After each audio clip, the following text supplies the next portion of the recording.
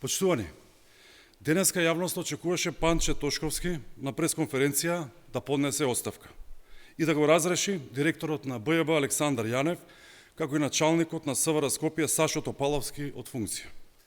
Но ова не се случи.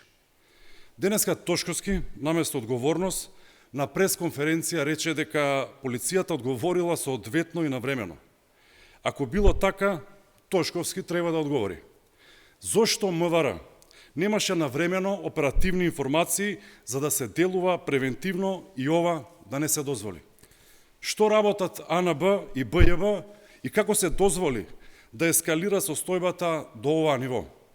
Зошто дозволија вакво понижување на македонците и македонската држава?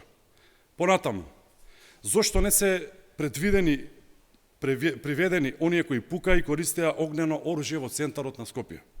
Тој не одговори на ова прашање.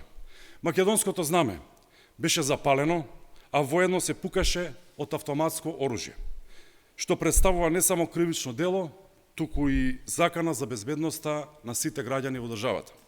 Факт е дека Тошковски и МВР беа целосно во бунило за она што се случи вчера, без воопшто да бидат фактор на стабилност во тие критични моменти.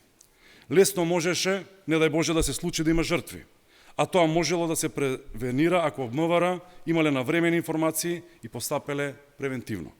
Понатаму, она што е очигледно е дека МВР под водство на ВМРО ДПМН и Тошковски, кои да се подсетиме на функција од јануари или речиси цела година, немаат контрола над бандите и криминалот во државата. Ова кулминација на состојбата е резултат на хаосот кој го создава додека бандите и криминалците се без контрола. Да се подсетиме дека за помалку од една година имаме преку 20 вооружени инциденти, убиства и обиди за убиства. Секојдневно се пука по улиците во Скопје и ова што вчера се случи е последен од низата настани кои потврдува дека Тошковски нема никаква контрола над безбедноста во целата ситуација.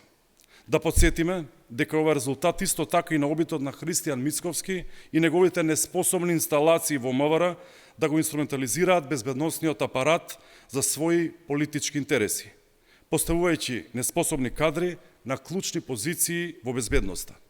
Безбедносниот и превентивниот апарат е разрушен од страна на ВМРО ДПМН. СДСМ, како одговорна партија, го осудува секој обид за нарушување на меѓуетничките односи, секој обид за нарушување на безбедноста на граѓаните. Апелираме граѓаните да останат смирени и да не подлегнуваат на сите овие провокации. Благодарам, почитувани, дали има прашање?